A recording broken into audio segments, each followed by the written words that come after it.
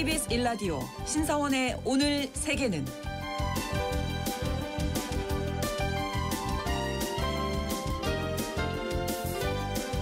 안녕하십니까. 아나운서 신사원입니다. 글로벌 증시를 흔들고 있는 AI 거품론 그 방향을 가늠할 수 있는 버블 가늠자죠. 엔비디아의 실적이 발표됐습니다. 예상치를 뛰어넘는 우리 돈으로 83조 원의 매출이 나와서 시장은 일단 안도하는 분위기인데요. 그런데 다음 위기는 사모대출에서 비롯될 거다. 이런 이야기가 나오고 있습니다. AI 산업에 투입되는 막대한 자금이 은행이 아니라 이른바 그림자 금융이라고 불리는 사모대출 시장에서 조달되고 있기 때문인데요. 겉으로는 임대계약이라든지 합작 투자처럼 보이지만 실제로는 고금리 빚을 떠안는 구조입니다. 그래서 월가에서는 이런 자금 조달 방식을 프랑켄슈타인 파이낸싱이라고 부르기도 한다는데요. AI 버블을 터뜨릴 뇌관이 될 수 있다는 사모대출. 잠시 후 글로벌 경제에서 자세히 짚어보겠습니다.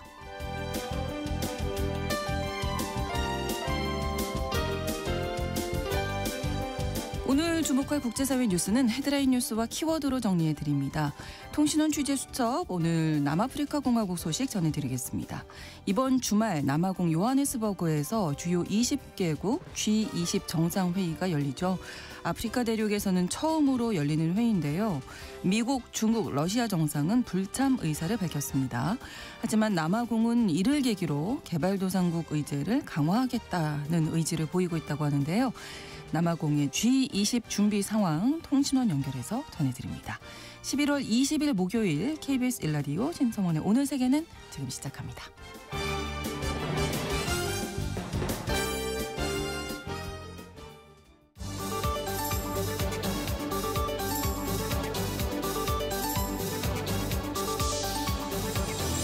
오늘 세계는 헤드라인 뉴스. 미국과 러시아가 우크라이나 동부의 돈바스 전체 양보와 군 규모 절반 축소를 포함한 종전한 초안을 마련했다고 파이낸셜 타임스가 보도했습니다. 초안에는 핵심 무기 포기, 미 군사 지원 축소, 러시아어 공식 언어 인정 등 우크라이나의 대폭 양보를 요구하는 내용이 담겼습니다. 트럼프 행정부 특사 스티브 위트코프가 이를 우크라이나에 전달한 가운데 우크라이나는 사실상 주권 포기라며 수용 불가 입장을 보이고 있습니다. 중동 아프리카 순방 중인 이재명 대통령이 현지 시간 19일 이집트 카이로에 도착했습니다. 20일 ACC 이집트 대통령과 정상회담을 갖고 교역 문화협력 확대를 논의하며 오후에는 카이로대 연설에서 정부의 대중동 구상을 발표할 예정입니다. 저녁에는 현지 동포 간담회 후 20일 밤 G20 정상회의가 열리는 남아프리카 공화국으로 이동합니다.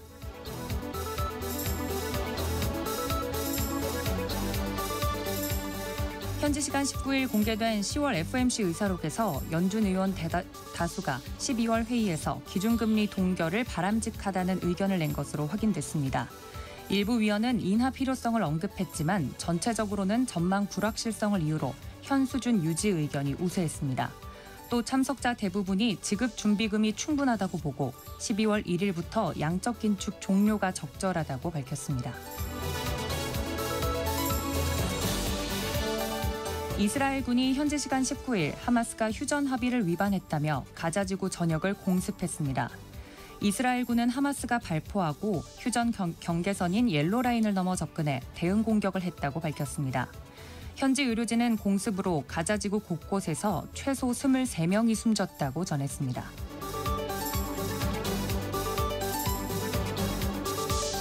인공지능 AI 대장주 엔비디아는 3분기 매출 570억 1천만 달러, 우리 돈으로 약 83조 원, 주당 순이익은 1.3달러를 기록해 시장 예상치를 웃돌았습니다.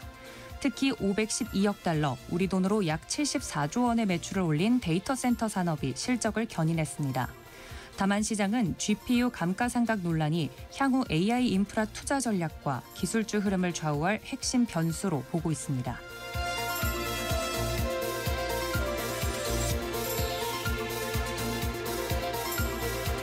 오늘의 헤드라인 뉴스 외신캐스터 도지은 씨가 전해주셨습니다. 이번에는 키워드로 정리한 국제사회 소식 살펴보겠습니다. 첫 번째 키워드는 보복의 도미노네요. 네. 중국과 일본의 외교 갈등이 단계적으로 커져가면서 사실상 보복의 악순환 국면으로 접어들고 있습니다. 다카이치 사나이 일본 총리가 대만 유사시 일본의 집단 자위권 행사 가능성을 언급한 뒤로 중국은 바로 수산물 수입 재개 중단과 또 소고기 협상 중단까지 통보하면서 경제적 압박 수위를 높이고 있습니다. 네. 식탁 위의 경제까지 영향을 미칠 것으로 예상이 되는데요. 중국 외교부는 설령 수산물이 들어온다고 하더라도 일본은 팔 시장이 없을 것이다 라면서 사실상 전면 금수 조치를 시사했고요. 네. 일본이 후쿠시마 오염수 이후로 어렵게 재개한 이 가리비 수출까지 다시 중단 수순에 들어갈 전망입니다. 일본의 수산물 기업들은 이미 타격을 체감하고 있는 상황이라고 하는데요. 이 재개 소식에 700곳 이상이 신청서를 낸 직후 중국이 다시 문을 닫은 겁니다. 여기에 중국이 소고기 수입 재개 협의도 중단해서 논란인데 네. 2001년 일본 광우병 사태 이후 20년 넘게 봉쇄된 시장이 조금씩 열리는 듯 했는데 외교 갈등이 다시 이를 막아섰습니다. 이번 조치는 단순한 경제적 대응을 넘어서 대만 문제로 불장난을 하면 모든 결과는 일본이 감당해야 한다라는 외교부의 강경 메시지를 외교, 안보, 경제 전반에 투영한 것으로 해석이 됩니다. 중국은 외교 무대에서도 공세를 이어가고 있는데요.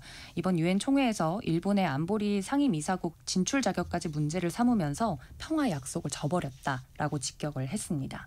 이 대만 발언에 대한 단순한 반발이 아니라 일본을 국제사회에서 견제하려는 전략적 태세로 계속 확장시켜 나가고 있다는 분석입니다. 네. 여기에 일본 여론을 자극하는 사건도 하나 발생을 했는데요. 네. 베이징에서 열린 실무급 회담 직후에 중국 외교관이 주머니에 손을 넣은 채 일본 관리를 내려다보는 영상이 공개가 제가 어제도 전해드렸었는데요. 네. 네. 그걸 보면서 일본에서는 굴욕 외교 논란이 커지고 있습니다. 일본 입장에서는 그렇게 생각할 수 네. 있겠죠. 또 시기가 시기인지라 네. 일본 정부가 즉시 중국에 문제 제기를 하긴 했는데 중국이 영상 공개를 통해서 우위를 연출했다는 분석이 일본 언론에선 계속 나오고 있고요. 이 중일 갈등이 단순히 외교적 충돌을 넘어서 경제 안보 혹은 심리전, 국제 무대까지 계속 커져가는 다층적 충돌로 번지고 있어서 네. 양국 모두 국내 여론을 의식할 수밖에 없는 상황이라 갈등이 쉽게 봉합될 것 같아 보이진 않습니다. 당분간은 이런 상황이 좀 지속되지 않을까 네. 싶고요. 다음 키워드 사라지는 교육부. 네, 교육부가 없는 정부를 상상하기가 좀 어려운데요. 도널드 트럼프 대통령이 교육부 해체 로드맵을 공식화하면서 미국의 교육 행정체계가 대전환 국면에 들어섰다는 소식입니다. 네.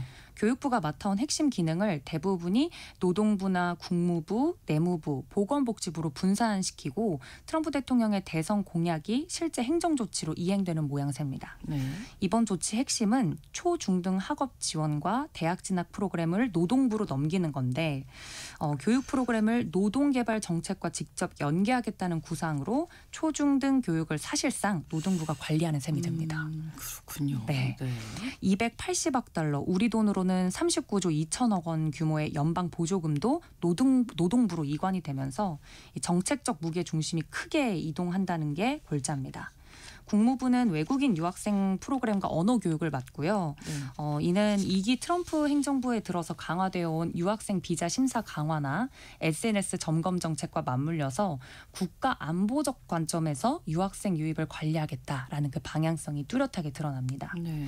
국제 교류 프로그램이나 아니면 플라이트 장학금 운영도 국무부로 넘어갈 예정이라고 합니다. 내무부는 원주민 교육 프로그램을 또 보건복지부는 대학생 부모 대상 보육 프로그램을 각각 인수하고요.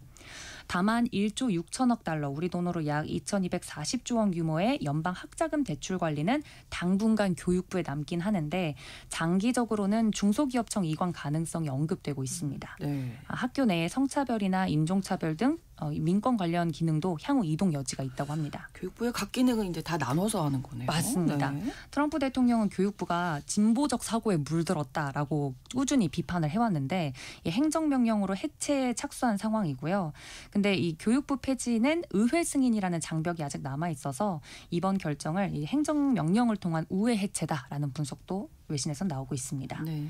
교육부는 연방 개입 감소로 예산을 교육 현장에 더 투입할 수 있다라고 주장을 하고 있지만 농촌, 저소득층, 장애 학생 등 이 취약계층이 큰 타격을 받을 것이라는 우려는 미국 사회에서 확산이 되고 있다고 합니다. 네. 자, 다음 키워드입니다. 320년의 세월을 지나. 네, 독일 라이프치히에서 320년 동안 그동안 세상에 공개되어 있지 않았던 바흐의 오르간 작품 2곡이 연주돼서 화제입니다. 네. 세계적인 센세이션을 넘어서 마법 같은 일이다 라고 하면서 독일 문화부 장관이 언급하기도 했는데요. 네. 작품은 D 단조 샤콘과 푸가, G 단조 샤콘 이 모두 바흐가 18세 시절 제자에게 필사하도록 했던 초기작으로 밝혀졌습니다. 네. 음악계는 역사적 사건이다 라면서 뜨겁게 반응하고 있는데 해당 악보 같은 경우 사실상 1992년에 벨기에 왕립도서관에서 처음 발견이 됐대요. 네. 저자 서명이 없어서 작자 미상으로 남아 있었다고 합니다. 네네. 근데 이후에 바흐의 제자죠. 이 살로몬 귄터 요한의 편지 서체가 일치한다라는 사실이 확인되면서 필사본의 출처가 바흐라는 결정적인 증거가 확보된 겁니다. 네. 그래서 이 공연의 초연은 세계적인 오르가니스트 톤 쿠프만이 맡았고요. 그는 젊은 바흐의 천재성이 그대로 담긴 고난도 레파토리다라고 이 곡들을 평가했습니다. 복잡한 대위법, 베이스 변주 구조 등 바흐의 특유의 작곡 기법이 선명해서 초기 스타일 연구의 새로운 기준이 될 것이다라고 하면서 연구자들도 뜨겁게 반응하고 있고요. 네. 두 작품은 곧바로 이 BWV 이 바흐 공식 작품 목록에 신규 등재됐고 네. 악보는 출판사인 브라이트코프 앤 헤르테를 통해서 전 세계에 배포됐다고 합니다. 음악학자들은 이 발견을 통해서 바흐 초기작에 대한 공백이 상당 부분 채워졌다면서 향후 연구 확장이 기대된다고 전했습니다. 네, 그리고 앞으로 또 많이 연주가 네. 기대해 보겠습니다. 다음 키워드 20세기 현대 미술품 중 최고가는 네, 어떤 작품일까요? 우리나라 분들도 굉장히 좋아하는 이 황금의 화가라고 불리는 오스트리아 화가 구스타프 클림트입니다. 네. 구스타프 클림트의 말년 대표작이 별들의 경매라고 불리는 미국 뉴욕 경매에서 2억 3,640만 달러, 와, 우리 돈으로는 약 3,465억 원에 예. 낙찰이 되면서 20세기 현대 미술품 경매 최고가 기록을 새로 썼다고 합니다. 네. 네, 미술품 전체 기준으로도 역대 2번째라고 하고요. 네. 이번 작품은 클림트의 후원자인 이 레더러 가문의 딸 엘리자베스 레더러를 그린 대형 전신 초상화인데요. 클림트 특유의 황금빛 장식성과 동양적 문양이 결합된 절정기 스타일을 보여줬다고 합니다. 1914년에서 1916년에 제작된 이번 작품은 나치 약탈 위협과 대형 화재를 모두 피하고 온전하게 보존된 굉장히 희귀한 작품이라고 합니다. 네. 클림트의 전신 초상화는 전 세계에 단 2점만 남아 있어서 그 희소 가치가 매우 높다고 하고요. 실제 경매에서는 6명의 응찰자가 20분 넘게 치열하게 경쟁했다고 합니다. 네. 가격이 그만큼 올랐을 텐데 최종적으로는 경매사 소더비에서 인상파 근대미술 부문을 책임지는 이 줄리언스 도스를 통해 대리 응찰한 고객이 2억 500만 달러를 써내면서 승리했습니다. 낙찰자의 신원은 공개되진 않았고요. 네. 이 작품은 메트로폴리탄 미술관의 대규모 작품을 기증해온 세계적인 컬렉터 레너드 로더가 40년 가까이 개인 소장해온 작품입니다. 그렇군요. 네. 로더는 립스틱 지수 개념을 만든 에스티 로더 창업주 일가인데 네, 수많은 작품을 미술관에 지금까지 기증해왔지만 네. 이 작품만큼은 뉴욕 자택에 걸어두고 특별 전시회만 내보냈을 만큼 굉장히 애착을 가진 것으로 알려져 있습니다. 네. 이번 낙찰은 세계 미술 시장이 장기 침체 국면에도 불구하고 초고가 블루칩 작품은 여전히 안정적인 수요가 있구나라는 신호로 받아들여진다고 하는데요.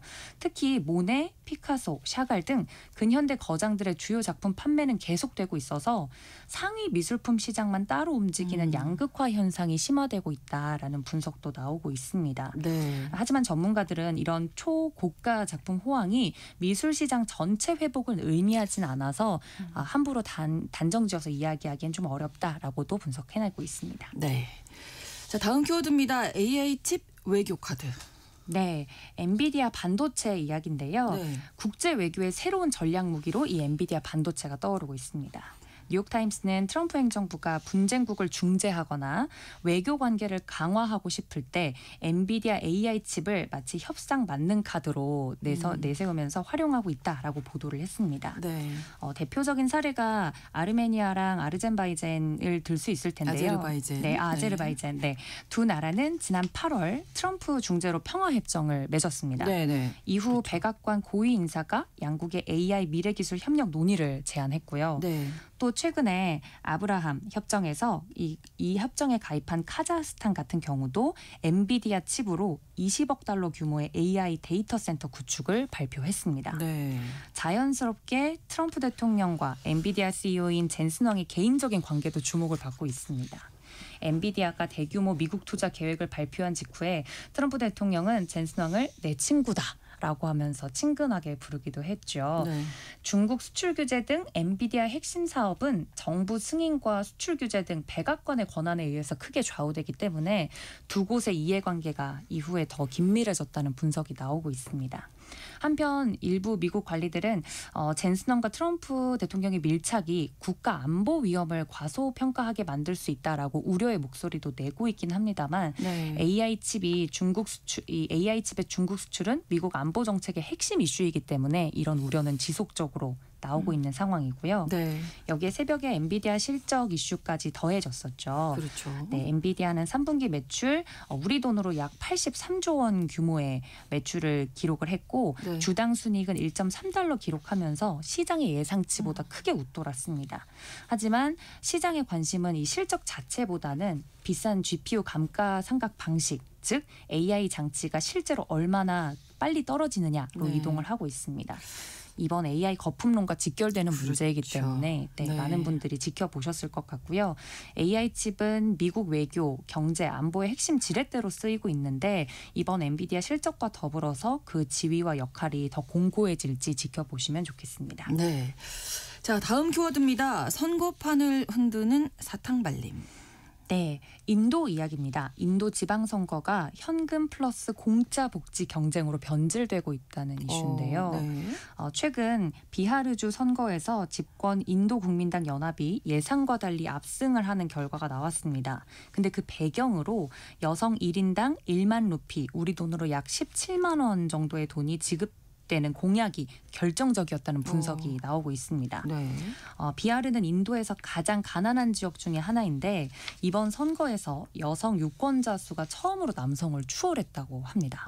그렇군요. 네, 이런 선심성 공약 때문이 아니냐라는 이야기가 나오고 그런 있는데 얘기가 나오겠네요. 네. 인도 특유의 정치 문화인 레브디의 연장선이다라는 이야기가 나오고 있는데요. 레브디는 달콤한 사탕이라는 뜻이라고 합니다. 즉각적인 만족을 바로 주기는 하는데 장기적으로 재정 부담을 키운다는 비판적 의미로 이 레브디 문화가 계속 언급이 되고 있고요.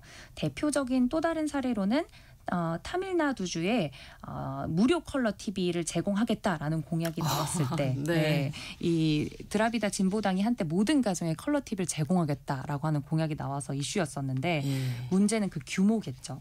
네, 비하르주는 이미 주 GDP 대비 6%의 재정 적자를 겪고 있는 상황인데 네. 이번 선거에서 GDP 4% 규모의 현금성 지원을 추가로 발표했습니다. 네, 마하라슈트라주 역시 같은 방식으로 재정 적자가 자꾸 증가하자 일부 공약을 취소하기도 했습니다.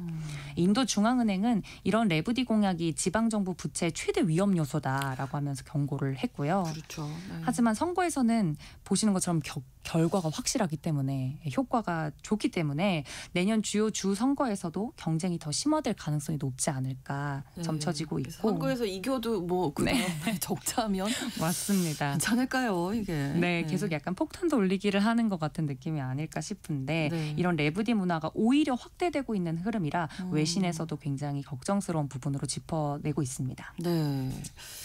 자, 다음 키워드 신개념 테라피.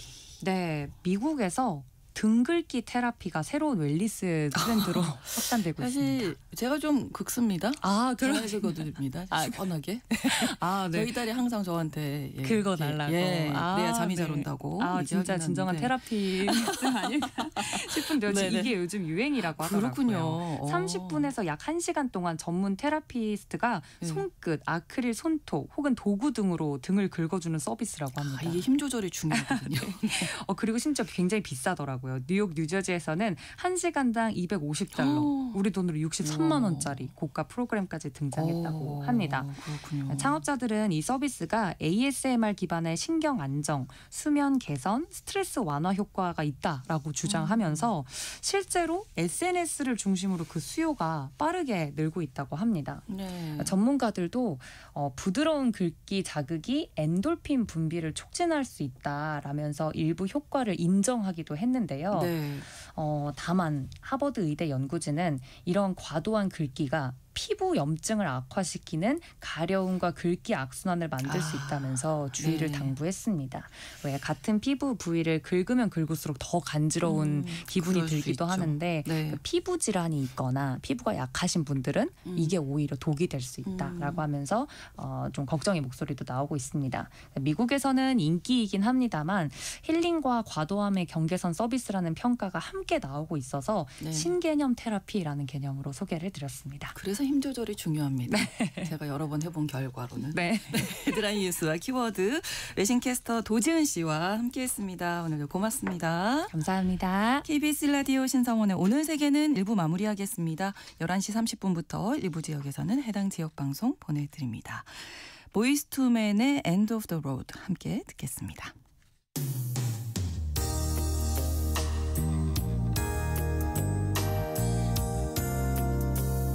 You know we belong together. I don't have no time for you to be playing with my heart like this. You'll be mine forever, baby. You just knew. We belong together. And you know that I'm right. Why do you play with my heart? Why do you play with my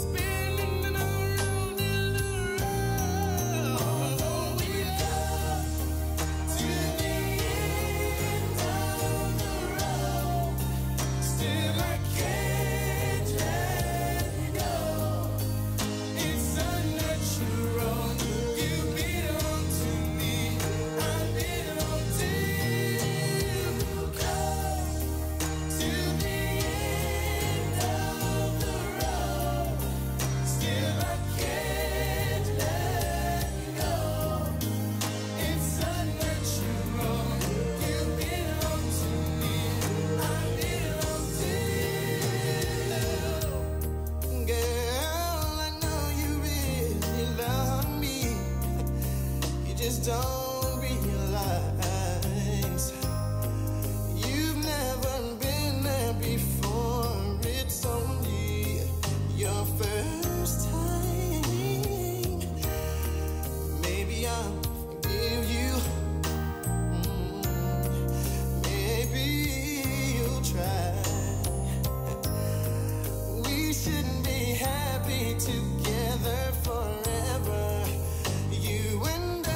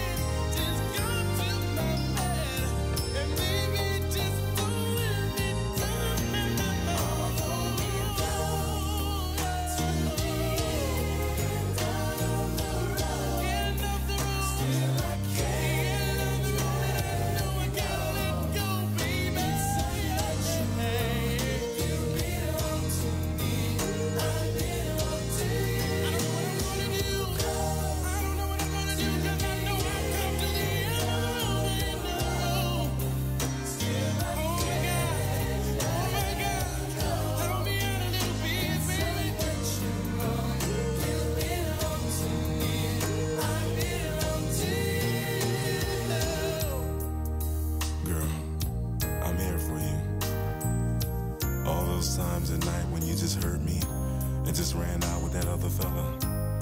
Baby, I knew about it. I just didn't care. You just don't understand how much I love you, do you? I'm here for you. I'm not out to go out there and cheat all night, just like you did, baby. 지금 시각은 11시 30분입니다. KBS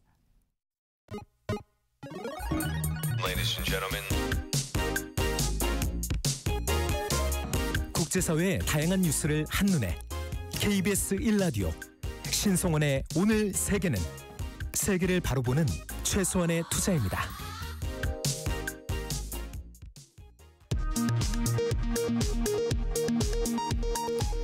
이 시각 라디오 정보센터 뉴스입니다. 중동 아프리카 4개국 순방에 나선 이재명 대통령이 아랍에미리트 국빈 방문을 마치고 이집트 카이로에 도착했습니다. 수교 30주년을 맞은 양국 간 교역과 문화협력 확대 방안 등이 논의될 것으로 보입니다. 양평 공흥지구 개발사업 특혜 의혹 등을 받는 김건희 씨 오빠 김진우 씨에 대한 구속영장이 기각됐습니다. 한덕수 전 국무총리의 내란 관련 혐의 재판부가 퇴정 명령을 거부한 김용현 전 국방부 장관 변호인들에게 감치를 선고했으나 서울구치소의 수용 거부로 결국 석방됐습니다. 2019년 발생한 이른바 국회 패스트트랙 폭력 사태와 관련해 당시 자유한국당 전현직 의원들에 대한 1심 선고가 오늘 이뤄집니다.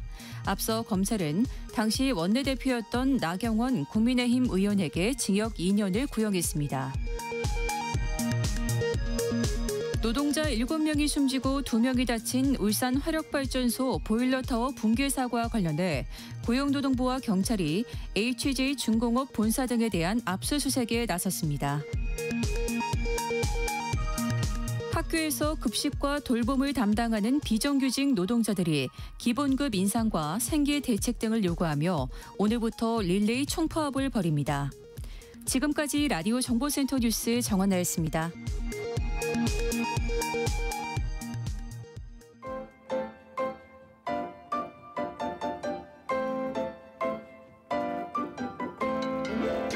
통신원 취재 수첩.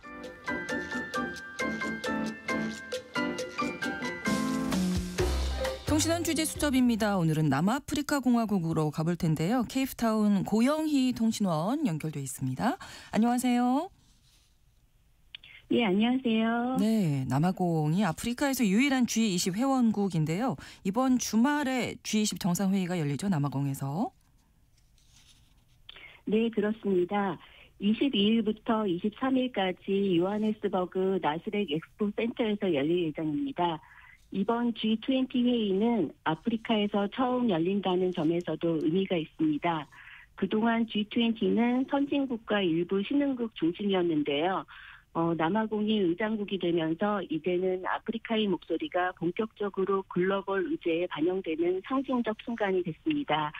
또 남아공 정부는 이번 회의를 연대, 평등, 지속 가능성 이 세 가지로 요약하고 있는데요. 네. 말 그대로 개발도상국과 저소득국의 현실을 G20 논의 한가운데로 끌어오겠다는 뜻입니다. 게다가 회의 장소가 소웨토 인근으로 아파르트헤이트 인종 분리 정책 시절의 상징적인 지역 근처라는 점에서 역사적 공간 통합이라는 의미까지 담고 있습니다. 네, 이번 정상회의 핵심 의제는 어떤 건가요? 크게 네 가지인데요. 첫째는 사회적 포용과 불평등 해소로 남아공은 G20 소셜 서밋까지 열면서 청년, 여성, 장애인 등 다양한 사회 집단의 목소리를 국제 의사결정에 반영하는 데 특별히 신경을 쓰고 있습니다. 둘째는 기후금융과 에너지 전환으로 재생에너지 전환에 필요한 자금 조달, 특히 개발도상국이 사용할 수 있는 기후금융이 핵심입니다. 네. 셋째는 국제금융체계 개혁과 개발도상국 부채 문제로 남아공뿐 아니라 아프리카 남반구 국가들이 공통으로 겪고 있는 어려움이죠. 높은 금리와 신용등급 불균형 때문에 어려움을 겪는 국가들을 위한 체계적인 해결을 강조하고 있습니다. 넷째는 재해복원력과 인플라 개발로 기후 재난에 대비한 인프라 글로벌 공급망 강화 등이 포함됩니다. 네. 근데 이번 회의에서 이제 미중 주요국 정상들이 참석하지 않는데 이 상황에 대해서 남아공은 어떻게 받아들이고 있습니까? 네, 이 부분이 오히려 국제사회에서도 화제가 되고 있는데요. 네. 먼저 미국은 내년 G20 개최국임에도 불구하고 트럼프 대통령이 남아공에 대해 인권 문제를 거론하며 대표단 파견을 거부했는데요. 라마포사 대통령은 이에 대해 미국의 비의자에 의장국을 넘기겠다는 다소 냉정한 표현을 쓰기도 했습니다. 그만큼 남아공이 미국 눈치만 보지 않겠다는 메시지를 낸 겁니다. 네. 또 중국과 러시아도 정상 대신 고위 대표만 참석하는 방향으로 알려져 있습니다. 남아공 입장에서는 참 아쉬운 부분인데요. 네. 하지만 한편에서는 강대국 중심 구도가 약해진 만큼 개발도상국 의제를 더 강하게 밀어붙일 기회라고 보는 분위기도 있습니다. 이렇듯 현재 남아공은 실망하면서도 또 기회를 노리고 있습니다. 네. 우리나라와 남아공 정상 간 회담도 예정돼 있습니까? 현재 기준으로는 공식 발표된 단독 정상회담 일정은 없습니다. 다만 G20 회의 특성상 회의 기간 중 양자 회담이 수시로 잡히기 때문에 실무단 간 논의는 이미 활발하게 진행되고 있고 정상 간 회담도 열릴 가능성은 충분합니다. 또 최근 양국은 미래 대화를 통해 디지털 헬스, AI 교육, 감염병 대응 같은 분야에서 실질적 협의를 논의한 만큼 이번 G20를 계기로 양국 협력의 폭을 넓히는 계기가 될 것이라는 분석이 많습니다. 네. 앞으로 우리나라와 남아공이 협력할 수 있는 분야 어떤 것들이 있을까요? 양국 관계를 보면 앞으로 협력할 분야가 매우 많습니다. 가장 주목되는 분야가 핵심 광물입니다. 남아공은 백금, 망간 등 전기차 배터리 산업에 필요한 자원이 아주 풍부합니다. 한국 기업이 공급망을 안정적으로 확보할 수 있다는 점에서 전략적으로 아주 중요합니다. 네. 에너지 분야도 중요하죠. 원전, 태양광, 풍력, 그린 수소까지 남아공이 추진하는 에너지 전환 프로젝트에 한국 기업들이 참여할 기회가 있습니다. 이 외에도 디지털 기술과 교육협력, 관광 및 문화교류, 금융협력 등 한국과 협력을 늘려갈 수 있는 분야가 계속 확대되고 있습니다. 네. G20 정상회의가 이제 이틀밖에 남지 않았기 때문에 현지에서는 아주 분주한 상황일 것 같은데 G20 정상회의 준비 상황도 전해주세요. 요하네스버그시와 하우텐주에서는 도로, 조명, 배수 등 기반시설 정비가 대대적으로 진행되었는데요. 네. 특히 하우텐 지역에서는 1,500여 개의 포트홀을 수리하고 도로 표지판과 가로 등 가드레일 교체 등도 완료된 상태입니다. 또 정상회의가 열리는 나스렉 전시장 주변과 주요 차량 이동 경로에서는 보안과 공공조명 개선, 조경 작업까지 진행돼 단순한 이벤트를 넘어 도시 유산 효과를 누리고 있습니다. 네. 또 보안 측면에서도 강도가 높습니다. 요하네스버그 전역에 경찰 배치를 확대하고 주요 구간은 통제하며 드론과 감시 장비도 강화했는데요. 당국은 시위 대비를 위해 발언의 공간을 마련해 표현의 자유를 보장하겠다는 방침을 밝히고 있습니다. 네. 오늘 소식 고맙습니다. 네, 지금까지 남아공 케이프타운 고영희 통신원이었습니다. 네, 고맙습니다.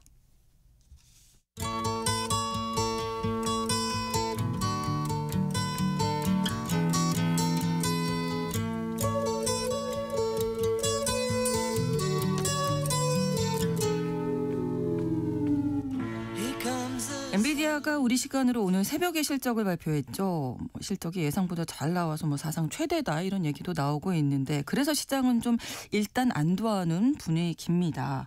하지만 이보다 앞서서 소프트뱅크의 손정희 회장 또 실리콘밸리 대표 투자자 또 피터 틸이 잇따라 엔비디아 지분을 처분하면서 AI 거품론 위기가 고조됐었는데요.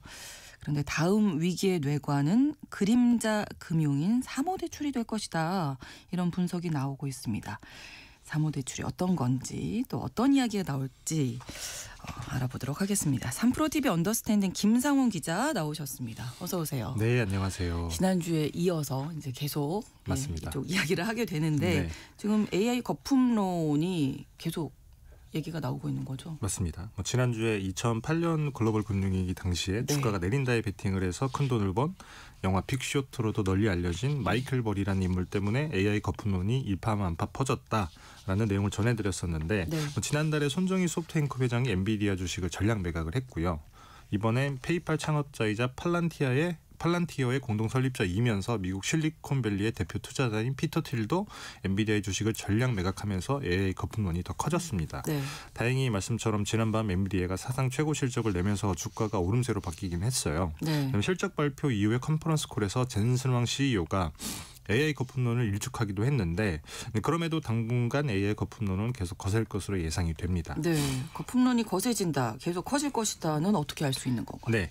금융시장에 신용부도 스왑라고 하는 파생 상품이 있습니다. 네. CDS라고 많이 불리는데 이 CDS는 특정 기업이나 국가가 발행한 채권의 부도 위험을 금융기관끼리 거래하는 상품을 말하는 거예요. 네. 쉽게 말씀을 드리자면 채권을 발행한 곳이 혹은 대출을 받은 기업이 빚을 못 갚을 경우를 대비해서 들어놓는 보험 이렇게 이해를 하시면 되는데요. 네. 예를 들어서 오픈AI가 투자금을 조달하기 위해서 은행에서 돈을 빌렸다고 가정을 해보죠. 네. 근데 오픈AI가 돈을 못 갚을 가능성도 있잖아요. 그렇죠.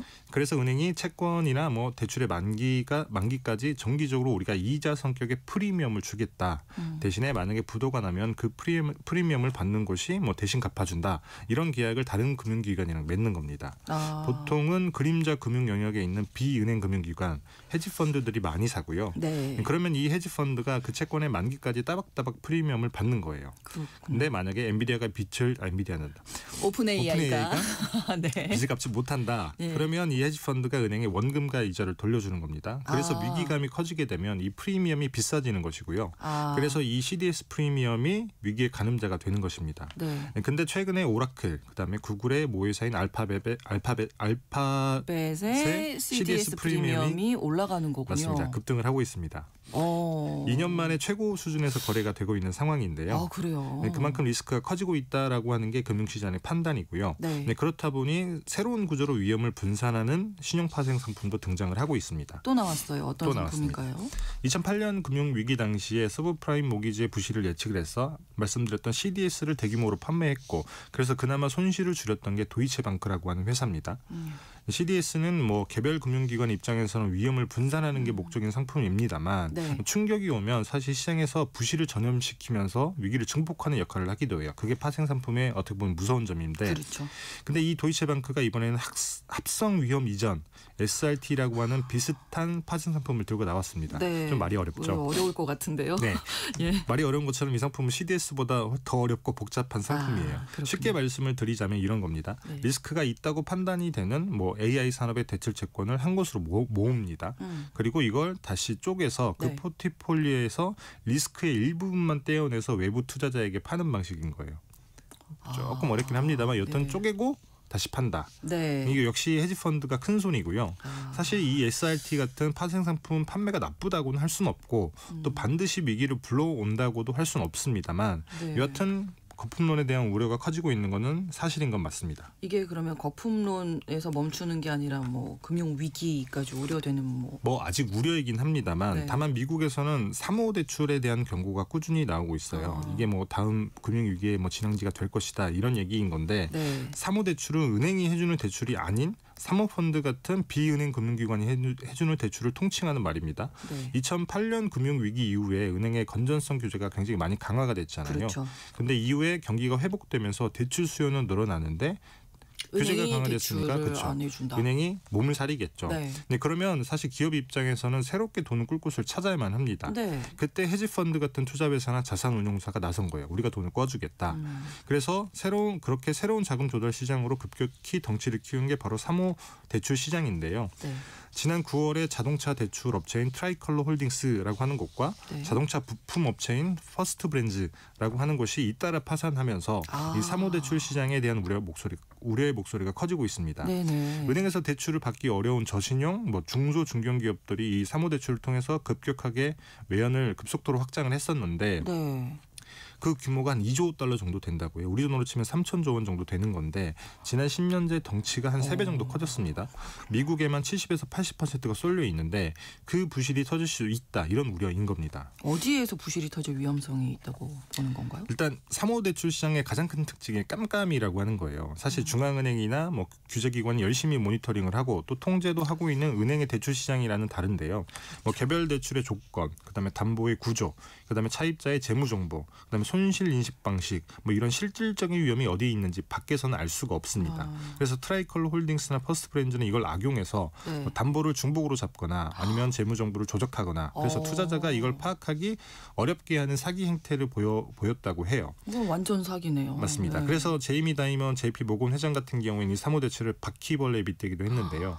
그래서 바퀴벌레 한 마리가 보이면 보이지 않는 엄청 곳에는 많다는 거잖아요. 더 많은 바퀴벌레가 있을 수 있다라는 거예요. 여하튼 구조적으로 취약하다는 것이고 부실이 생겨도 겉으로 드러나서 이걸 시장에 위험 신호를 보내는 게 매우 늦다는 건데 문제는 이 AI 산업에서도 사모대출이 광범위하게 이루어지고 있다는 겁니다.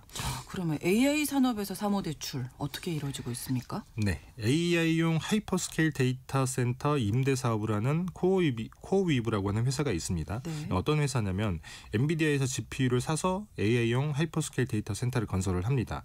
그러면 그렇게 구축한 AI 컴퓨팅 파워를 오픈 AI 같은 회사에 이제 테이크 오 페이라고 하는 방식으로 파는데요. 네. 테이크 오 페이는 사용 여부랑 상관없이 계약을 하면 그 계약 기간 동안은 일정 비용을 지불하겠다라는 내용의 계약이에요.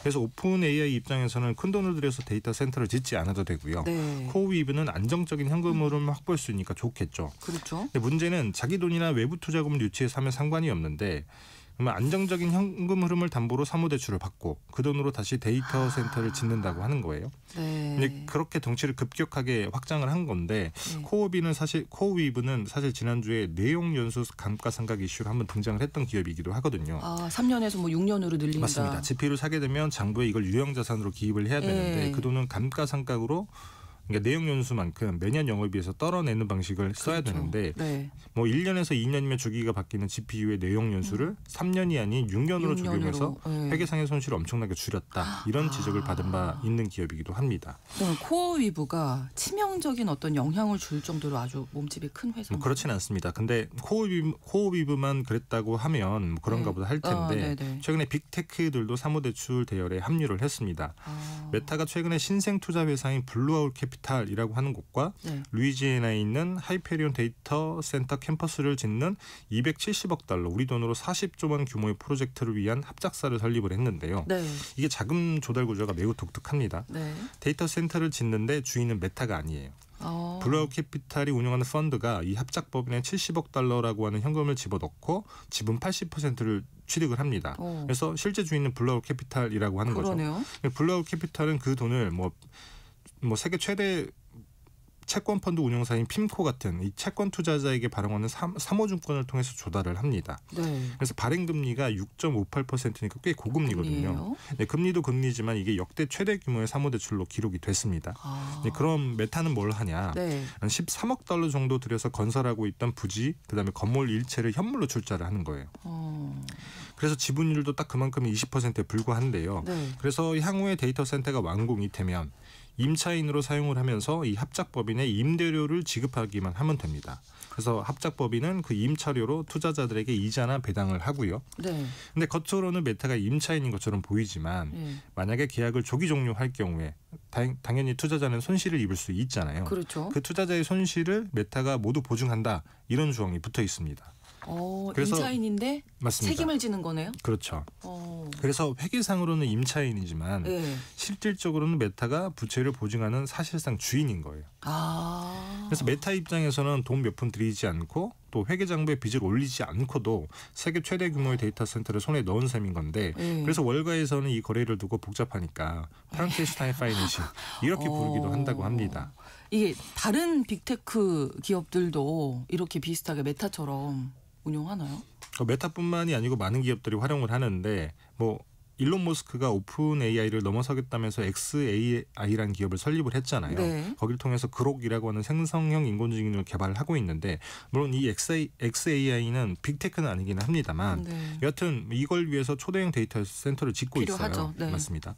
근데 엔비디아의 GPU 30만 개를 구매하는 데만 180억 달러, 우리 돈은 26조 원의 돈이 필요하거든요. 그렇군요. 근데 이제 막 덫을 올린 이제 시작했는데 그쵸, 이제 뭐 시작한 이 엑스이기 돈을 때문에 뭐 그 돈을 빌릴 수가 없겠죠. 네, 네. 그럴 만한 덩치가 안 되기 때문에 그렇죠. 그래서 아폴로라고 하는 사모펀드를 통해서 특수목적법인을 만들고요. 이 특수목적법인이 GPU를 대신 구입을 합니다. 그러면 엑스아이는 그 칩을 돈을 주고 임대하는 구조인 거예요. 비슷하네요. 메타 사례와 매우 비슷하죠. 네네. 칩을 사는데 필요한 돈은 사모대출을 통해서 조달을 하고 예. 빌려 쓰면서 돈을 내면 그 돈이 투자자에게 이자나 배당으로 돌아가는 구조인 겁니다.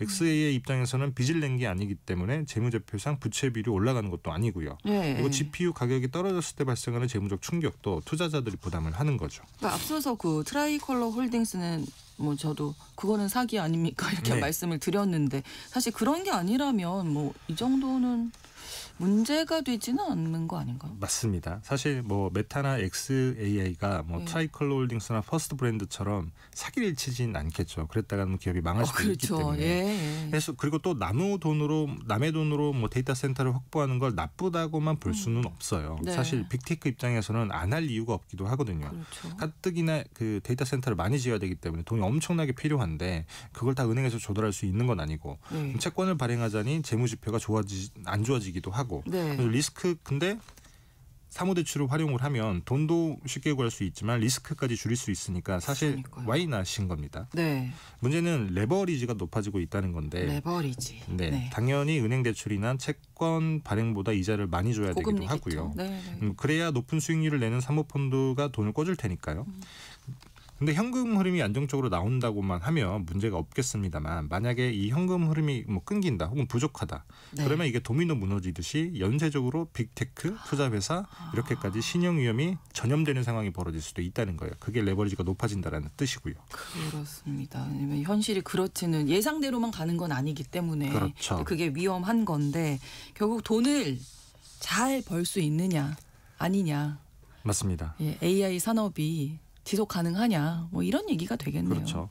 사실 AI 거품론의 본질은 엔비디아가 오픈 AI 투자하고 오픈 AI가 뭐 그 돈으로 다시 엔비디아의 GPU를 사고 이게 지난 시간에 말씀드렸던 순환 거래라고 하는 구조인 거예요. 뭐 네. 누구 돈으로 샀냐 그렇죠. 이런 문제인 건데 결국 내 돈 아니었냐 뭐 이런 얘기. 맞습니다. 그리고 오늘 말씀드린 뭐 내 돈 들이지 않고 고금리의 사모대출을 끌어다 투자하는 거 사실 이것도 아니에요. 과연 지속 가능한 비즈니스 모델을 맞아요. 만들어낼 수 있느냐. 결국에는 누군가가 그 자금에 거기에 필요한 돈을 대야 되는 건데 그렇죠. 사실 지금은 빅테크가 시장을 선점하려고 경쟁적으로 데이터 센터를 짓는 것이고 돈이 부족해서 사모대출까지 끌어다 쓰고 있는 상황인 건데 사실 그 거품을 타고 엔비디아가 큰 돈을 벌고 있는 것이거든요. 그렇죠. 그래서 엔비디아의 실적이 좋다라고 해서 네. AI 거품론이 사라지는 건 아니라는 거예요.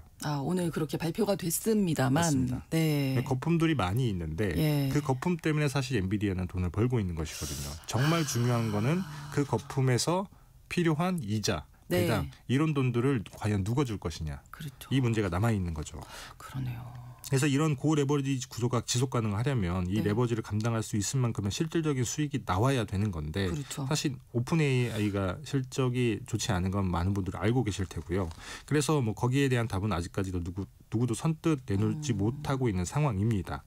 그래서 뭐 더구나 레버리지가 높으면 자그마한 충격에도 금방 무너질 수가 있거든요. 네, 네. 그래서 최근에 AI 산업 투자를 두고 하우스 오브 카드다. 예. 그러니까 종이로 카드를 세워서 쉽게 무너질 수밖에 없다. 뭐 네. 우리나라 말로 치면 사상 누각 같은 거죠. 그렇죠. 그렇게 표현을 하는데 엔비디아의 실적이 AI 거품 논란을 종식시키지 못하는 이유가 여기에 있는 겁니다. 그렇군요. 지난주에 이어서 이번 주까지 이렇게 AI 거품론 이야기 들었는데 AI 거품론이 거품인지 진짜 AI가 거품인지 지켜봐야 되겠죠. 맞습니다. 알겠습니다. 글로벌 경제 3프로 TV 언더스탠딩 김상훈 기자와 오늘도 함께했습니다. 고맙습니다. 네, 감사합니다. 오늘 끝곡으로 뮤지컬 마이클 잭슨 중에서 Man in the Mirror 들려드리겠습니다. KBS 라디오 신성원의 오늘 세계는 내일 오전 11시 5분에 다시 뵙겠습니다. 고맙습니다.